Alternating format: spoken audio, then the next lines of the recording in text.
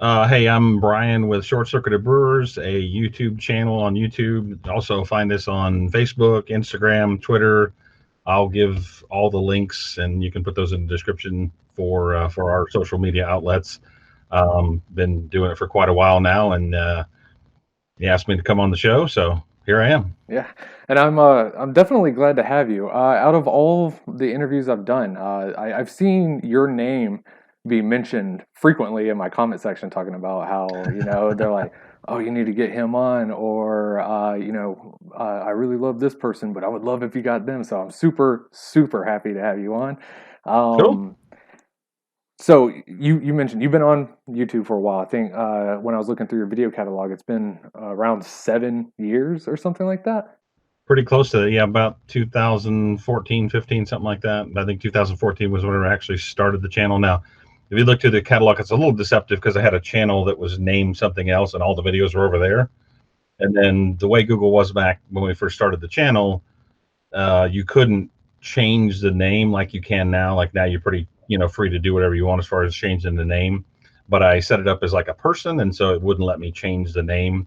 So I actually had to go and move not only the videos but our entire audience over to another channel. So that was a little scary in the beginning. But so it was, I think it was, yeah, 2014 I think is whenever we first started. So Yeah, was that the hangups from the whole Google Plus thing? yeah, that whole debacle from that, yeah, it was a nightmare. I went through the exact same thing. It was a very frustrating point in YouTube history. Yeah, yeah. I see. I understand Google Hangouts is supposed to be going away too. So I don't know what you're gonna try to do after that. But Yeah, I'm sure it's going to be invasive and annoying. right. So I'm very interested always talking about people's journeys. So I'm interested, one, how did you get into, just beer brewing and everything like that? But also, how did that evolve into inspiring you to make a YouTube channel, to put out your own content? Yeah. So I kind of before getting into home brewing, I was drank Bud Light and all the yellow fizzy beers, and went out to California visit some family. And when we got out there, one of my cousins actually was a home brewer. I had no idea at the time, but he was a home brewer and he brought a whole bunch of homebrew with him. And it was a lot of interesting beers. It wasn't like IPAs and stouts and all that kind of stuff. It was like a lot of, he had some like holiday ales and some other different spices, cardamom, and there was just a bunch of different kind of off the wall beers. Even for today's standards, it was a little bit off the wall back then. And so we tried them and liked some of them, didn't like some of the others, but we were out there just pouring a little bit of beer in a Dixie cup and trying it, my wife and I. And so I've always liked to cook. I mean, ever since I was a kid, and so it was kind of almost like a logical progression. I'm like, hey, I think I could probably do this. I mean, I think I can make beer. I'm not scared of cooking or anything like that. So I thought, well, I can certainly try to make beer. So came home from that, and that was in the fall. And then for Christmas, my wife got me a kit, like a home brewing kit from Midwest Supplies, bucket, fermenter, bucket, bottling bucket, all whole capper, the whole all the stuff that is in those kits. I think I went to Walmart and bought a 5-gallon kettle or something like that to boil in. And the beer that I ordered with that kit was they have a holiday ale kit that has like spices and stuff in it. And it was an extract kit. So um, did that kit, and I think there might have been some steeping grains in it because it's a darker beer. So I did that kit, um, fermented, bottled it up, all that stuff. It was really good. So I'm like, okay, well that was pretty cool. So I'll try it again. So um, I think the next one that I did was a little bit probably around this time of year because I did it like an Irish red, and it was a partial mash. So it was like had some steeping grains and some I think it was a DME at the time. Did that one. Everything was good. So I enjoyed doing that, and then I started looking at more and more stuff, and I'm like, well, I want more control. over the process. I want to get more into the process of making it. So I went and bought a igloo cooler, false bottom, all that stuff. Found an old used keg, cut the top out of it, ported it for a dip tube and all that stuff, and got a big. I was still using my other kettle to boil. No, I was using the kettle to boil in, and I was using the other kettle that I had originally bought for like sparge water or whatever. So started doing the all grain process. So I was, extract, partial mash, all grain. So it was like the progression was straight up, So did that for a while, and then I started. I don't know what it was. Just out looking at stuff online and everything, and I found a website about electric brewing, theelectricbrewery.com, and saw this brewery that this guy had made, and it looked like the controller looked like something you'd see in an airplane, switches and buzzers and readouts and all this kind of stuff. And I'm like, whoa, that's cool.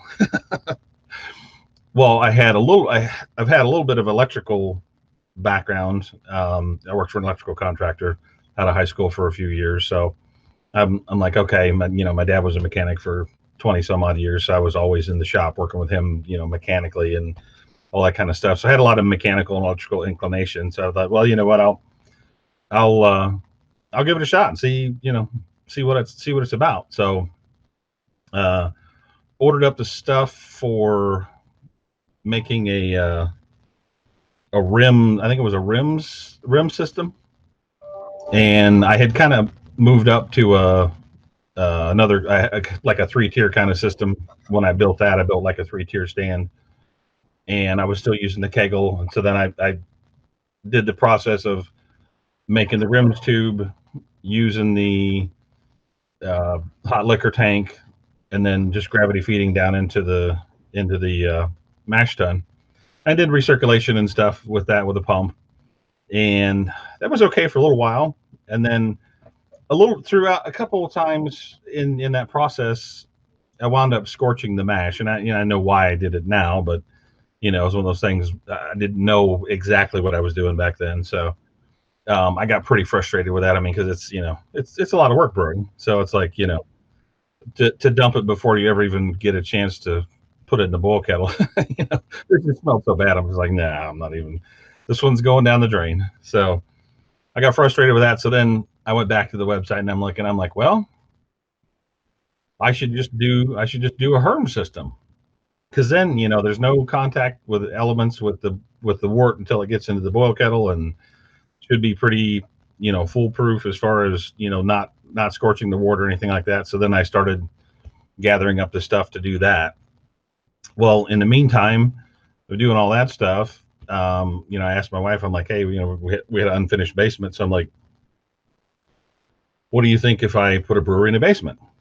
She's like, okay, that's fine. So I'm like, awesome. We also had, it was plumbed in for a third bathroom down there.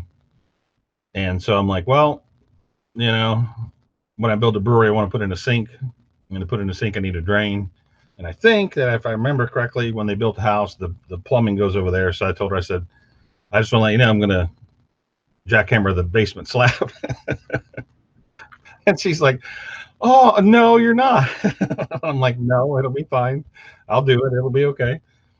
So I remember doing that. It was funny. I had some like Visqueen up around the area to try to keep the dust down and stuff, but that was kind of a futile effort to do that, because it was dust everywhere. I had a masonry blade on my skill saw to cut the slab, and I rented a jack. First I thought, well, I'm a big guy. I'll just sledgehammer the slab, and I'll do that. I don't need no stinking jackhammer.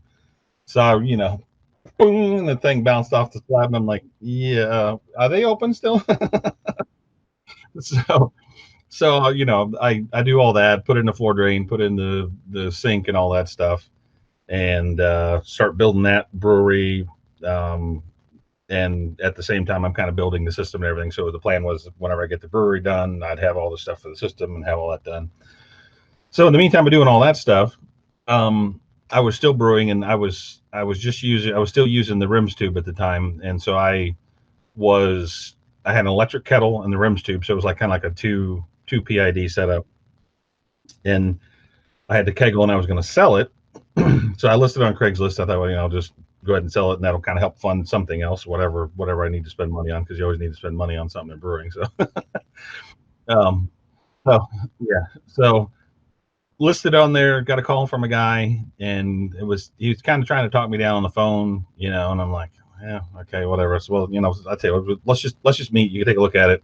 If you want it, fine. If you don't, fine. I'm already kind of pretty much at my bottom dollar. I'm like, I'm not trying to make money with this. I'm just, trying to pass the hobby forward to somebody else, because he was like, oh, my buddy wants to brew, and so he needs a kegel or kettle and all that stuff. So I'm like, okay, fine. So meet the guy and sell the kegel. And in the process, when I'm talking to him, we're talking about brewing and stuff, and he asked me, well, what are you doing? And I said, well, I'm doing electric brewing.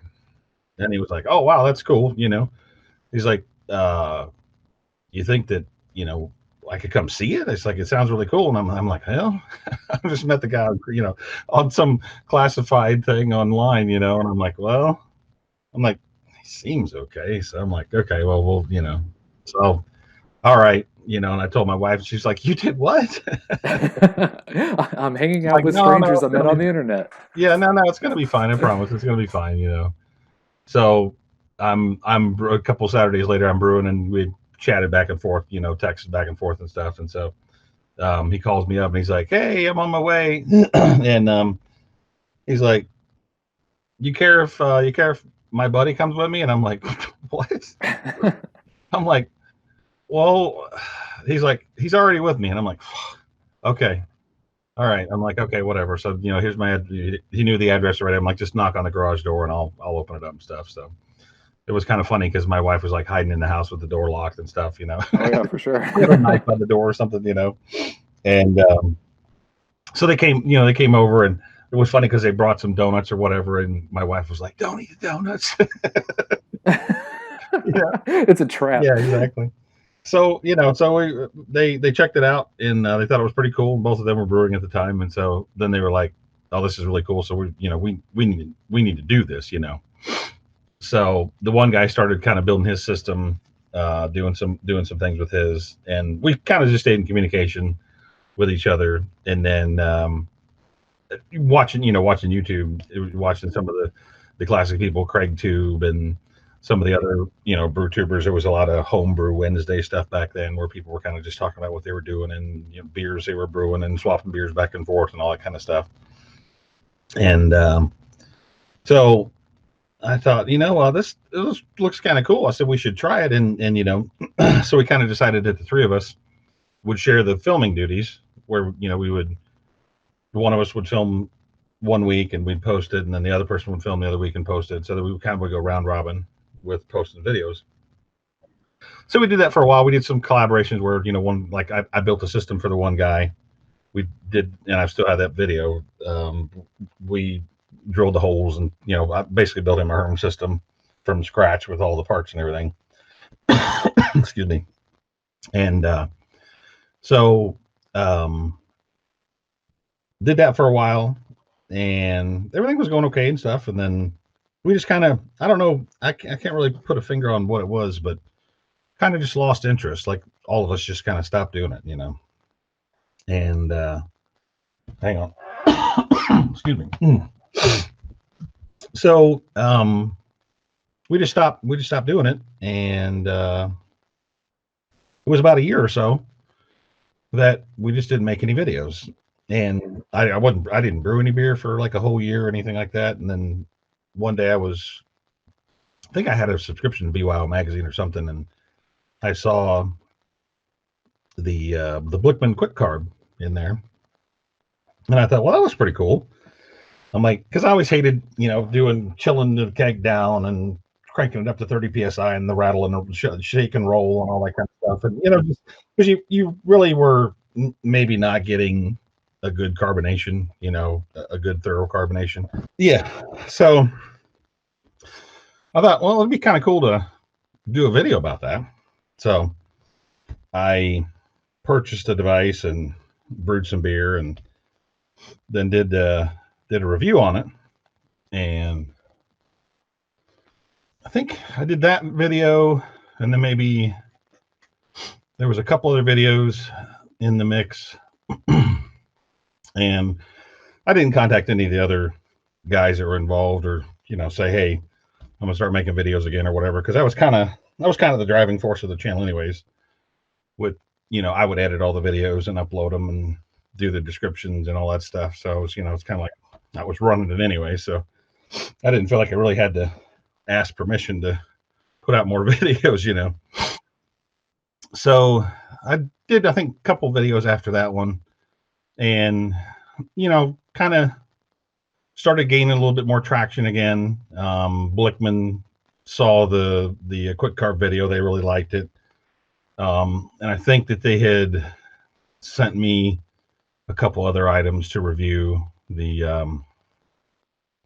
can't remember what it's called now. It's the tracking device, the tracking Bluetooth tracking system, or Bluetooth system, like the thermometer. Therminator. No, it's not Therminator. That's a chilling device. I can't, for some reason, I can't remember. Brewmometer. That's what it is. The brewmometer, or brew monitor, whatever, something like that.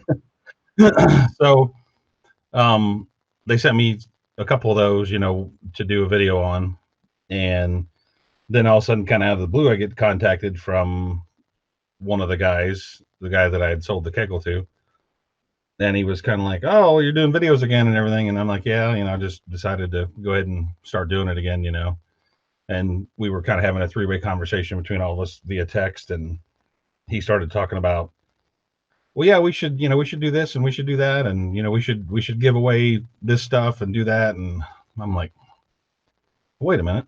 I'm like, what say do you have in the matter with any of this? I'm like, and then of course the accusations were that, me and the other guy were planning on cutting him out, and all these accusations were flying around that this was planned and all along and everything. And I'm like, no, it wasn't planned. It's just the way things happen, and so it just kind of continued to spiral downward from there. And it just wound up finally being where, okay, I'm, because the one guy had a friend of his make the logo for us that we had at the time, and he was like, well, you can't use my logo anymore. I'm like, well, it's fine, I'll just make my own logo, it's no problem, not a big deal. And just kind of got really weird. At one point was acting like he wanted to fight me or something, and I'm just like, what? I'm like, over what? I'm like, well, what, you're crazy, dude. So I finally said, you know what? Just go your merry way. I'll make a new logo, which I was already in the process of doing anyways, because I could see things were going south. And I'll make a new logo. I won't mention you. You don't mention me. We'll just go our separate ways and move on with our life. So from that point on, it was pretty much just a single endeavor on my part. And kind of the rest of as they say, is history. From there, I just kept doing videos and brewing and putting out content, and brought us to this point. Man, that's crazy. That's like I kind of sympathize with you a little bit. When I first started my channel a long time ago, I had a different name, different premise, and everything. And the original concept was that me and several different people were going to be all working together and everything. And it's like what is the term? Like herding cats. I mean, oh yeah, for sure. It's difficult working with other people, but mm-hmm. Man, that is a that's a pretty intense origin story for your channel. Yeah, fortunately that for me, I guess at the time, we weren't monetized. I mean, I don't even think I don't know if there was a partner program back then. If there was, we were making 2 or 3 cents a month. We never hit the threshold to get a check. So fortunately, I didn't have to deal with any of that stuff, or that was where there was no real money involved. The only money, quote unquote, involved was that that was the excuse for the logo, was that he had paid somebody to make the logo, which, knowing the guy the way I know him, I doubt he paid anybody any money. He coerced somebody into doing it somehow.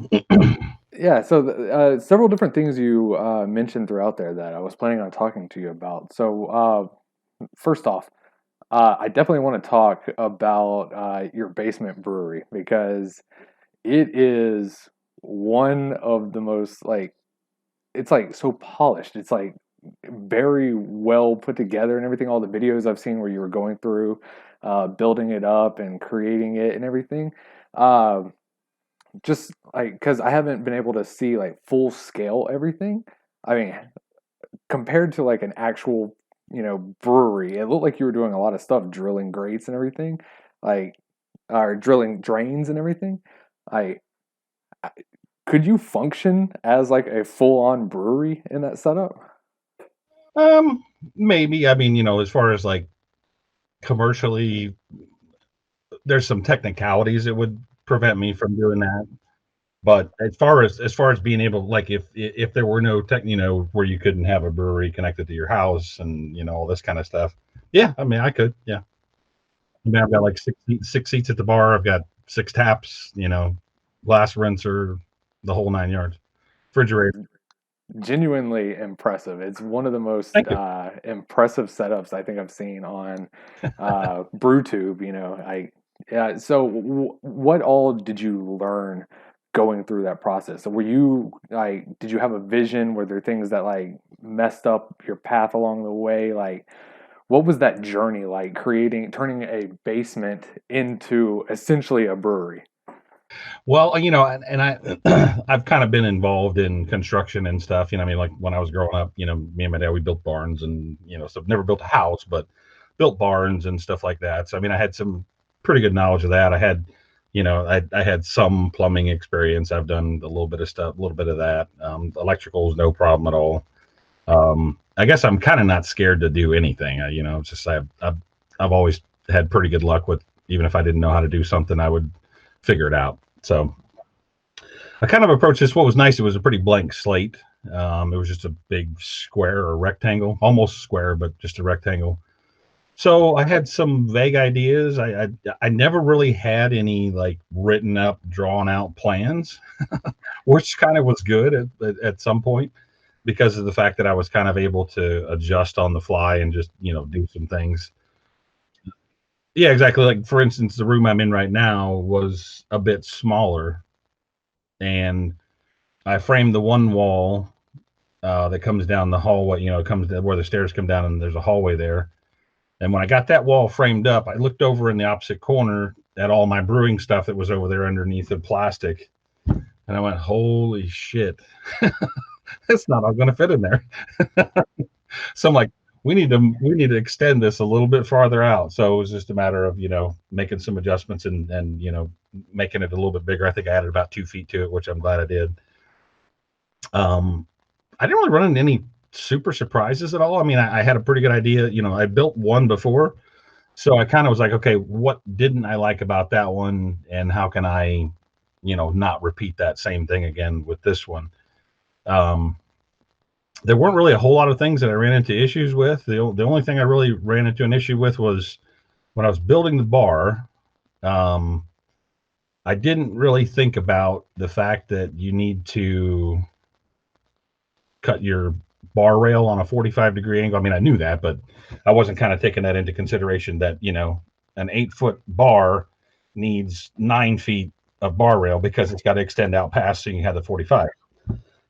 So what I did was a little bit of trickery on that. If you've seen the bar, it comes down and then it has like a 45-degree angle and then it goes the other way. So like it's an L with a 45 cut off. That was how I actually overcame not having a long enough bar rail. So like I said, one of those things was kind of on the fly. I'm like, shit, I don't have enough. Okay, so I got to order another piece for that over there, but I can't, I don't want a piece 10 feet long because it's like a lot of shipping. It's just would be a real pain. So I'm like, I know, I'll cut the corner off. And it actually works out really well because had the corner been sticking out there, kind of you might have hit it as you walk through the area anyway. So it was like it turned out better than I expected with that little oops. But other than that, I mean, the one thing I did learn would be making concrete countertops is a lot more difficult than you think it is.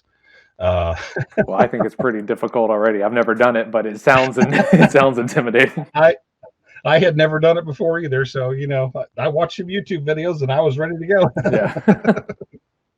So that was definitely a lot more difficult than I thought, and they're a lot heavier than you think they are. I mean, they're heavy, but they're a lot heavier than what you think they are. My wife and I carrying them down from the barn where I made them at to the basement to install them was definitely a eye-opening experience. Yeah, I bet.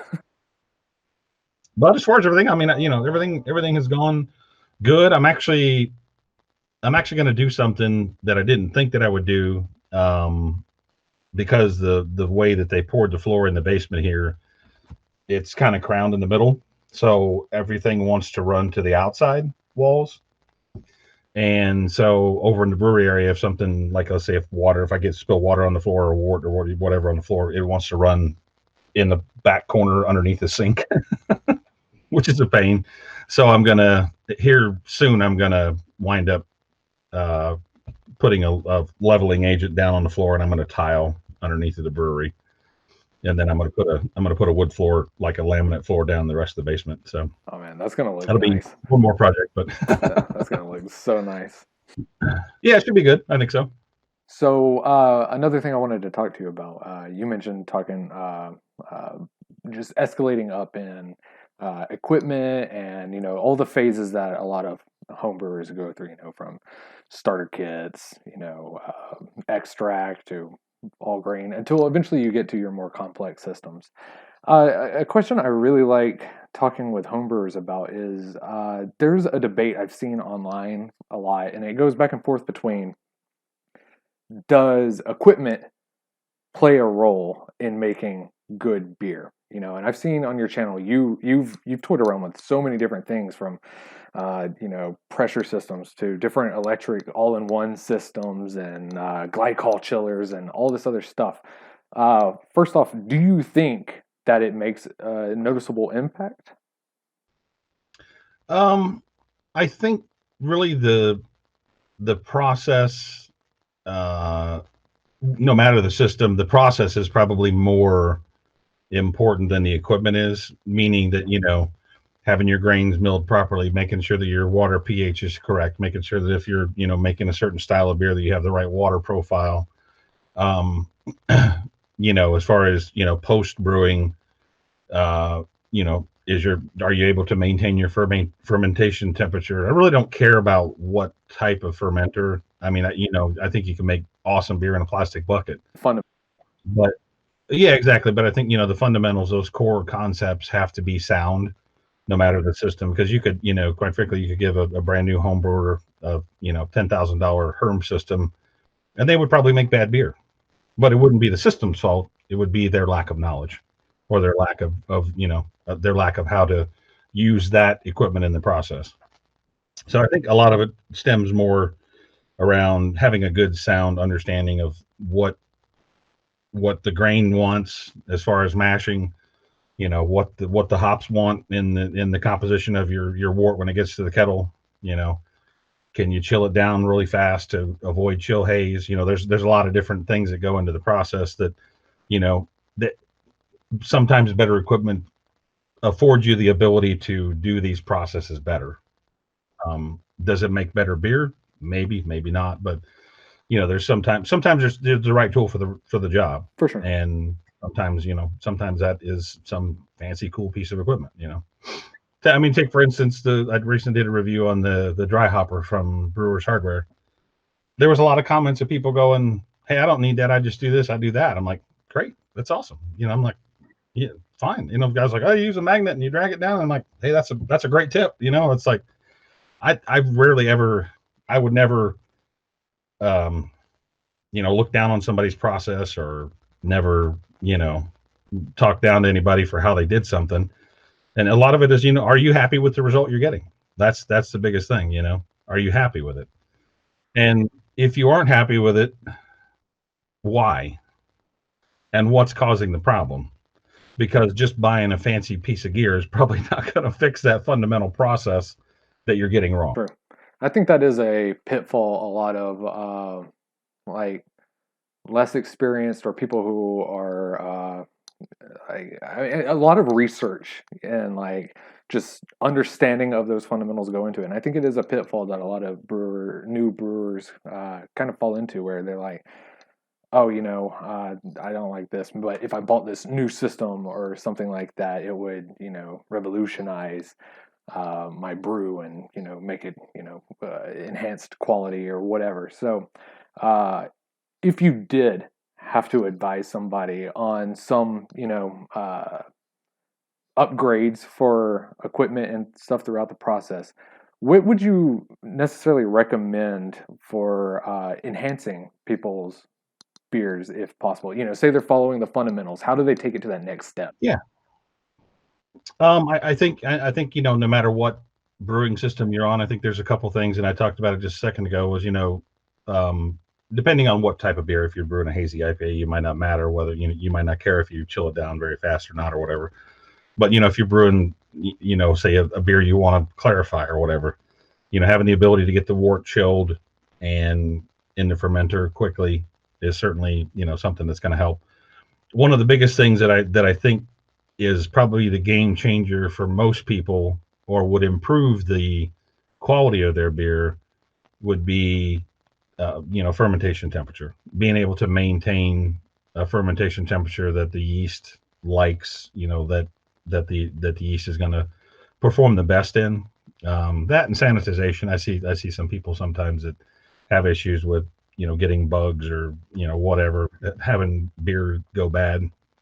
I have post boil, I've only had one batch of beer ever go bad. I've never lost. Wow, Yeah, I've only lost one beer out of all that I've brewed. that's that's a pretty impressive ratio. Well, What went wrong, if you don't mind me asking? cleaning. And I put the beer in a fermentosaurus, Oh yeah. fermented under pressure, and I made the fundamental error I made was I had left a little bit of liquid in the bottom of the fermentosaurus. It was on the butterfly valve, and when I took it apart to use it, I cleaned it, but I didn't get the butterfly valve cleaned enough. There was something that was still down there, some mold or something, and it just wasn't good. Yeah, it's those little tiny Yep. things that, like, I mean, you could even like go through the process 100 times, and you could sometimes probably even do it, right, and Hmm. there's still just that chance that microbes are Yeah, crazy, but exactly. And with the excuse me, maintaining the temperature, there's nothing that says you have to have fancy equipment for that. I mean, you can. I've done a simpler process as um, swapping out 2 liter bottles that were filled with water that were frozen in a big tub that I had a carboy sitting in or something like that. So, you don't have to have a bunch of fancy equipment to be able to maintain that temperature. I mean, you can maintain it more precisely that way, but you can certainly think outside the box and have some control over fermentation temperature that that will make a lot of difference. yeah, I think that shines a light on, I think, probably the most important brewer skill that I've come across is uh like, you have to think outside the box. You have to be a little bit creative to overcome problems, because you're not always Hmm. going to be able to just like, express deliver some crazy part that you messed up or broke or whatever. It's like you gotta kind of Yep. you gotta figure a way around that problem. Hmm. Yeah, it's funny you should say that because I was doing a live video on the with the clawhammer supply system, just doing a video on it, just kind of demoing it, and right in the middle of, I think it was right in the middle of the boil, the controller just went haywire, wouldn't wouldn't work.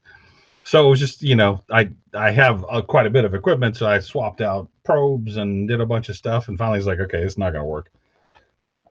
So I had to grab another controller and hook it up to it and finish the boil that way. But sometimes crazy stuff like that happens. Recently, I was brewing a batch on my Herm system, and one of my PIDs, same thing, just went, took a crap, and I couldn't get it to adjust to not boil at 100%. It just wouldn't work. So I had to wind up switching the cabling and all that stuff over to another PID that did work, so I could finish the beer. But sometimes you can do that stuff. So You've definitely kind of earned and gained a reputation as being one of the most prominent, you know, homebrewers on all of YouTube. Like I see people flock to your channel, and like I said earlier, people mention you all the time. You're definitely like a staple in the YouTube beer community. Uh, what do you think it is about your channel and about your content and your process that, attracts people to you? I think one of the things that people like, and I get comments about this too, is that I always try to be honest with, if I, especially if I'm reviewing a product or something like that. I always try to be honest. I don't try to look for flaws to point out, but if I run across something, even if it's like a little quirk or something like that, I'll still mention it in my video. And I think I've gained a lot of respect because of that. And also at the same time, I think I also have a lot of respect from manufacturers because I don't point out those issues in a way that's um, demeaning, negative, or anything like that. I mean, I'll point it out. Sometimes I even talk to them about it, and I've had times where I'll mention in my video, hey, I had this issue, and I talked to them, and they said this, and whatever. But I don't hold back anything. I don't try to cover anything up. If something, thank God I've not had anything that just didn't flat out work. I've talked to some guys that were sent things that just didn't work. But I try to be honest. The other thing that I also do is that I I respond to every comment on my video, whether it's positive, whether it's negative, and I kind of pride myself in getting back to people and trying to answer questions and give people advice no matter what. Sometimes if I don't know, I'll be like, hey man, I don't know. You're gonna have to ask somebody. I had somebody ask me the other day, how much fruit puree should I put? I'm like, I got no idea, man. I don't know. You have to ask somebody that does that. I've not done that, so I can't really even advise you. But not only YouTube comments, but I get Facebook messages. I get private messages on Instagram, Twitter, and just everywhere. And I always try to get back to people in a pretty timely fashion. The other thing too I do that's really maybe not seen as much, um, because I don't really publicize it at all. But I also try to help other brew tubers. You know, I try to kind of advise people, especially new channels when they're first coming up. It's like I'll give them a little tip or something like that. Say, hey, video is okay, but dude, I can't. It's echo. It's nothing but echo. I can't hear you. I'm like, here's a link. Buy this $17 lav mic and plug it into your phone. What I mean? So we can hear you. What I mean? And trust me, your audience is going to respond to that because right now I can't hear you. And I'm not trying to be mean to somebody. I'm just trying to help them say, hey, you you need to try to do this. And I've worked with or talked to and discuss issues and things that are going on in the YouTube space with pretty much all of the largest YouTube channels that are in the brewing space. I mean, there's channels that are a lot larger than me, but so I try to do that. I try to kind of pay it forward. I try to also some little channels sometimes, and I watch a lot of YouTube, and I'm really busy, but I try to watch as many channels as I can, new channels, and make comments and stuff on them, because I remember I was just having a conversation with somebody about this today. When I was coming up through the YouTube ranks and putting out videos and stuff, if it, like when we first started doing it, we really admired Chip Walton from Chop and Brew, and he was on Northern Brewing TV at that time. But I'd get excited if he would comment on my video. I'm like, whoa, we got a comment from Chip. And so it's like I try to drop those every once in a while at different places, just to kind of pay it forward a little bit. Um, Yeah, actually, I doubt you remember this, but the way I actually found your channel was sometime probably about 2 years ago. I did a review on the mash and boil, and I posted it in some like Facebook uh, groups, and you actually gave me some feedback and some. We discussed just a little bit in the comment section, and I really took the advice you gave me about like different ways to look at the equipment and how to talk about it. And okay. so I mean, yeah, you are 100% exactly like what you mentioned. I mean, it was a huge impact in my development on how I approached talking about brewing equipment, you know? Hmm. So yeah, I mean, I think the most interesting thing about this conversation is how much you understand the fundamentals. I think that's probably what I'm going to call this video, discussing the fundamentals, you know, Yeah. because I mean, everything you mentioned, that's good YouTube fundamentals, you know, Hmm. uh, talking with people, paying it forward, helping out other channels and everything. I mean, Yeah. I without a doubt, I 100% agree with you. That is, I think, not only just putting out great content, but that puts out a lot of goodwill and like positive attention toward your channel. So Sure. yeah, I mean, I know me, and I'm sure every other channel you've helped with. I mean, we all appreciate it. Yeah, and I mean, I enjoy, and and yeah, I think, and I don't know this for sure, but I think sometimes people might be like, well, why is he helping them, or why is what why would you do that? They're your competition. I'm like, not really. I mean, Yeah, I don't see YouTube's this not as a really a competition at all. competitive thing. What's that? I said, yeah, YouTube's not really a competitive thing. It's like, No. especially in the beer community, I feel Yeah. like it's way more of a community. Yeah. Yeah, exactly. So it's like, and if somebody gets an opportunity that I don't, so what? Great, hoorah, great for them. You know what I mean? They might get an opportunity to do something, and I've had several times I've mentioned somebody, oh, dude, you got that piece of equipment, that's really awesome. I'm like, I'm happy for you. And so I think a lot of that does play into how I'm perceived, and I just try to be who I am.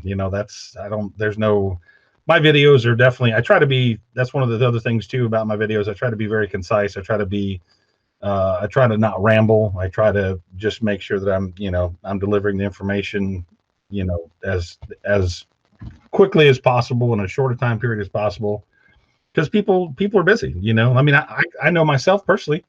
If I go look up a topic on YouTube and I watch a ton of YouTube, I'll scroll through something. If I'm looking for something on how to do, let's say if I'm looking on how to make salami, I'm looking for a thumbnail that shows me what I want to see. And then secondly, I'm looking, okay, what does the title say I'm going to get from this video?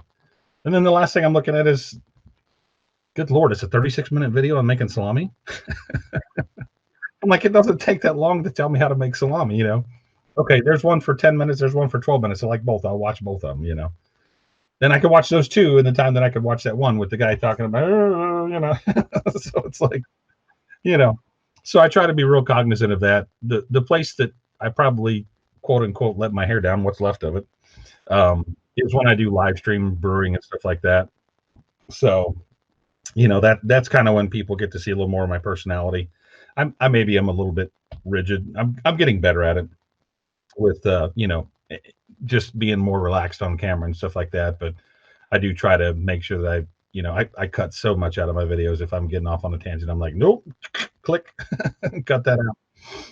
How do you feel about editing? I've talked with a lot of YouTubers who go through the editing process of their footage and everything like that, and I've learned people either love it or they hate it. And you put a lot of quality production into it.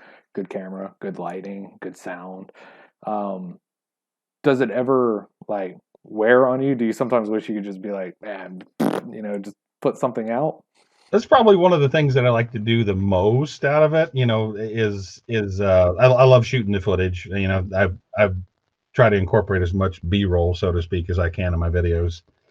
But I think a lot of times the video is actually made in the edit. You know, the only time I get frustrated is generally whenever I'm having trouble that day, and I cannot get what I want to say out, and I have to say the same thing like 14 times, and I'm like editing and cut, cut, cut, cut, cut. Then I'm like, oh shoot, I messed up that part, and then I redid it over here, so I got to drag it over there. So that's the only time it frustrates me. But as far as um, doing the editing, I really like that part, and I think that that's where a video is really made, is in the edit.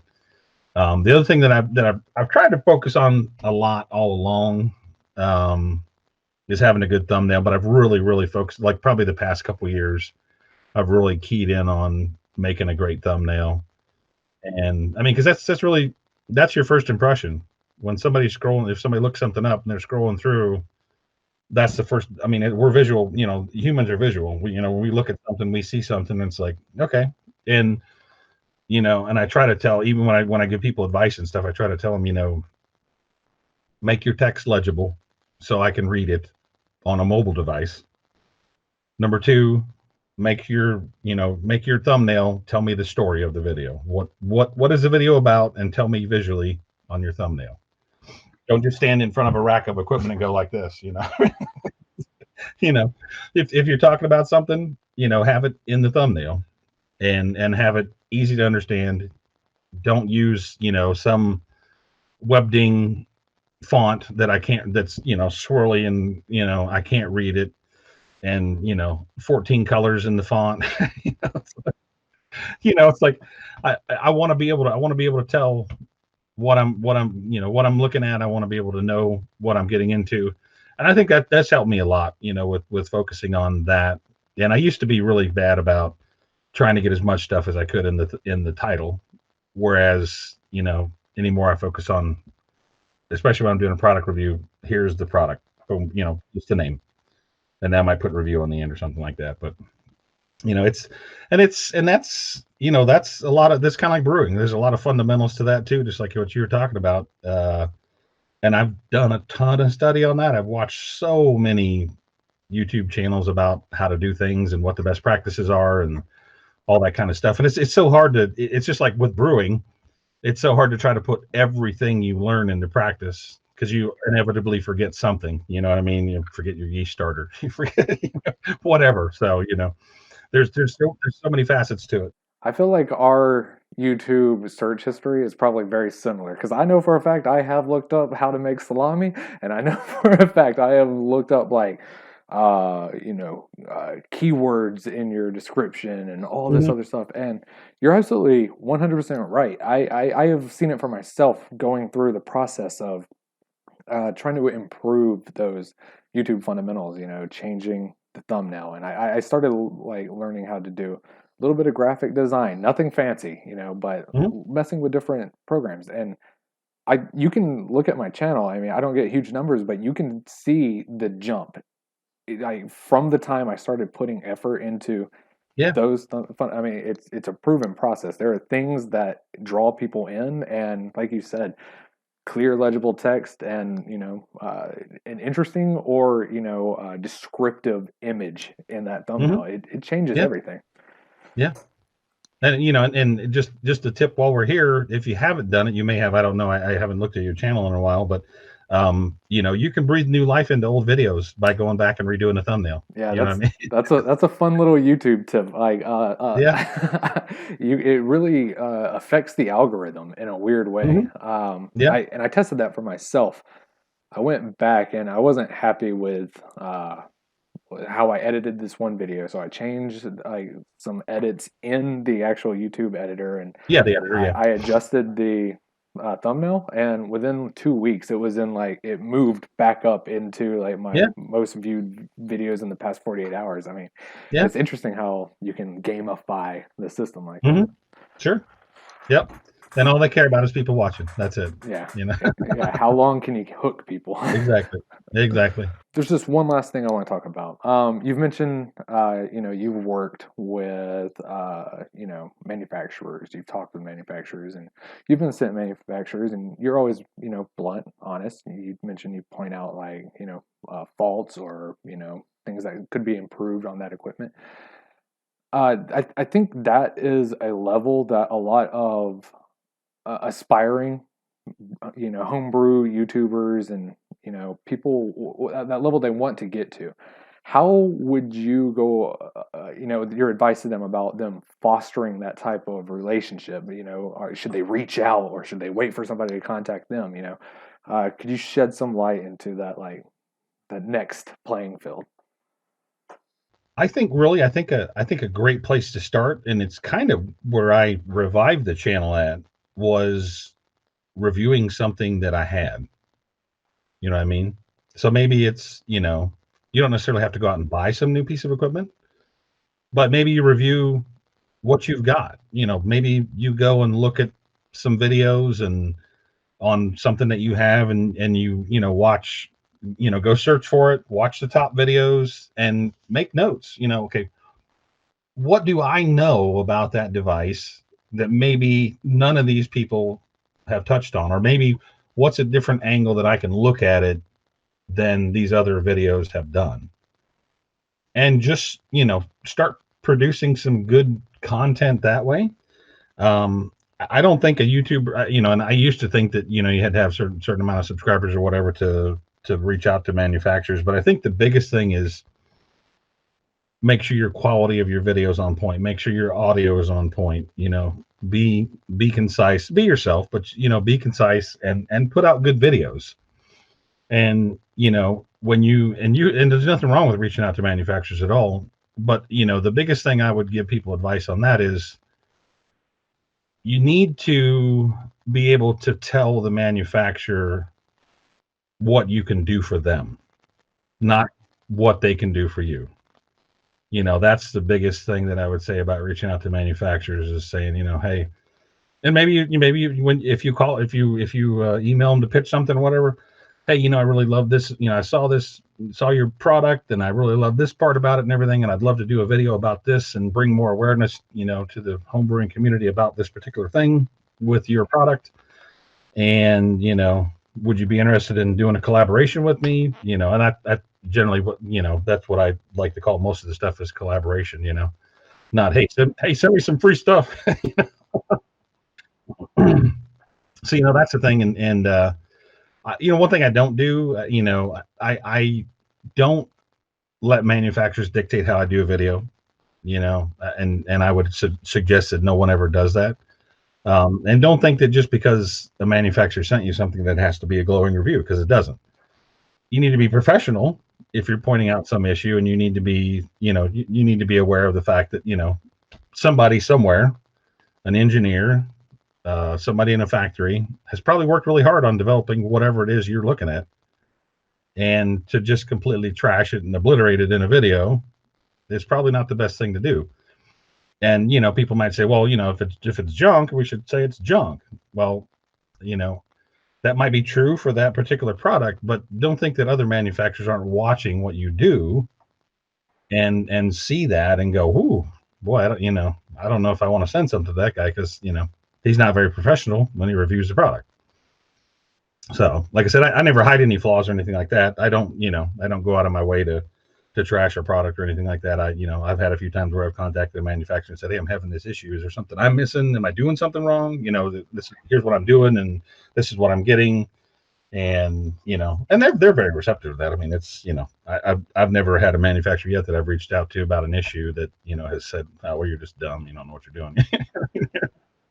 So, but, yeah, I would say that's probably, start with what you know, what you have, that, and then build on that. And when you get a I'll see what a videographers call it, when you get your demo reel, you know what I mean? When you get your demo reel, when you've got all these videos, then you can kind of point back to that and say, hey, here's what I do. Here's some of my videos. If you're interested in working with me, great. And that's kind of what I did in the beginning. I said, when I would reach out to somebody, I'd be like, hey, I try to produce high quality professional content. And, I would always put in there, how many subscribers I had, how many, on all my social media platforms and all that kind of stuff. You don't have to do that stuff. And like I said, you don't have to be a particularly large YouTuber to work with manufacturers. I mean, there's a lot of channels out there right now, even today, that are kind of proof of that, a couple thousand subscribers, and they have caught the eye of manufacturers and are doing some product reviews and stuff. So, I think a lot of it is quality content, with professionalism. Yeah, no, absolutely. Again, hitting those fundamentals. Mm-hmm. Yeah. So, just, to wrap up, put a nice little bow on it. For people who want to get into the world of homebrewing, want to get into the world of product review or BrewTube or anything, what is your single best bit of advice? If you're thinking about it, do it now. Don't wait. Jump in. The second piece of advice I would say is, you don't need thousands of dollars worth of gear. You can shoot videos with your phone. Just make sure you've got a place for it to be stable and you're not jerking, the audience around on your phone as you're walking around or whatever. Um, Make sure that make sure that your audio is on point where people can hear you, and it doesn't have to be expensive to do that. I mean, that you don't need fancy microphones and wireless this and all that kind of stuff. You can, a perfect example of that. I don't know. You sound like you probably watched some barbecue stuff too, yeah. maybe. Yeah. What is it? Harry Sue, right?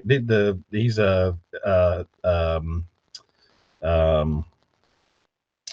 think he's an Oriental guy out of Texas. No, I haven't seen him. If you look him up, Okay. he has I think he has over 1 million subscribers, and this guy literally just uses a phone to do all his videos.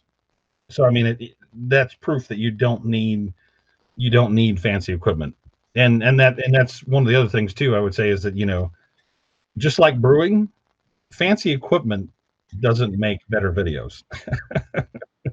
It does not. It does not make better videos. It's all those fundamentals, the lighting, making sure that you can hear, people can hear you and all that kind of stuff. So that's one of the things that is really important. The other thing is, like I said, do it now, don't wait. It's a lot of fun. Be active in the community, I think, is the other part of it too. You don't, and it's funny because I did this a little bit in the beginning, but think about it this way. You don't go to a party where you don't know 90% of the people and start running around and saying, "Hey, I have a YouTube video. Hey, I have a YouTube video." Yeah, exactly. So many times I see people come into a Facebook group or something like that, and they just start posting videos everywhere. And it's like, dude, we don't know you. We don't know who you are. We don't know what you're about.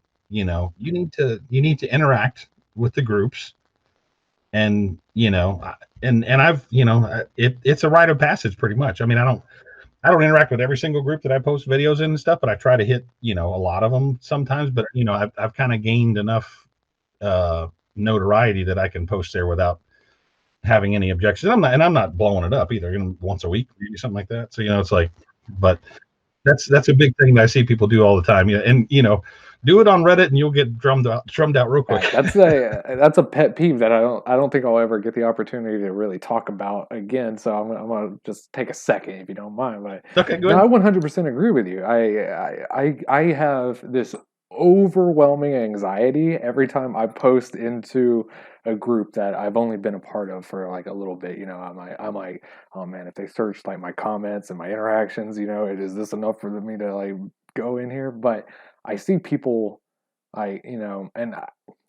hustle, grind, whatever. I'm never gonna fault you for it, but I am sometimes just shocked at like somebody who's like they'll go on like on Reddit, like you said, into like the main R beer, which can be a harsh landscape, and it's brutal over there. It's brutal over there. And if you're just starting out, don't even don't go there. That's like shark infested waters. Just wait. But they'll blast like 2 or 3 beer reviews a day, for like a week, and then it just suddenly stops. It's like I agree. You have to kind of build up that goodwill, like you mentioned. Like notoriety for sure, but I think goodwill and just being an active participant in the greater community, similar to what you mentioned about with the manufacturer. It's like you don't want to just be like, what can y'all give me? Views, watch time, everything like that. It's like you want to be able to provide some type of benefit or insight to those communities that you're sharing your stuff into. Yeah, what value can you add to their product by doing a video on it? How is it valuable to them? So, but yeah, it's definitely interesting to see people do that sometimes. But it definitely is the case, and I think too, if you just get into a new group or whatever involved with a group, I don't think it's out of the way to just even ask one of the moderators, hey, is it cool if I post a video?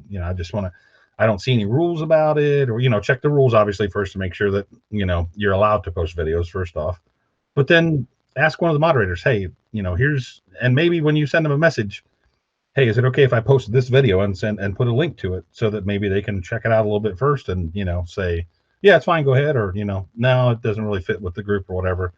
And then, just stay with it. Stay in the group. Just because you couldn't post a video doesn't mean that you won't get views and subscribers and stuff. You don't have to go in there and talk about your YouTube channel all the time, but people get to know you and see you and all that stuff. It just builds, familiarity. So thank you so much for joining me, Brian. This was a really Yeah. cool conversation. I really liked all the different avenues we went up and down. Definitely one of the more free flowing but just insightful interviews I've had recently. So I just want to say a Yeah. huge thank you Great. for joining me. And if you want, please shout out anything that you want to advertise. People want to follow you on, whatever. Yeah, I'll send you all the links so you can put them in the description or whatever. Like I said, we're on Facebook, Reddit, YouTube, Homebrew Talk, Twitter, Instagram, all that stuff. So I told somebody the other day, we're like Geico, but a little less annoying. Everywhere. Yeah. Well, everybody, please check out Brian over at his YouTube channel, Circuited Brewers. He puts out some awesome content, and I've learned a lot, and I'm a genuine fan. So this was an awesome thing for me to be able to do. So Great. thank you very much. Awesome. Thanks for having me. I appreciate it. Yeah, no worries.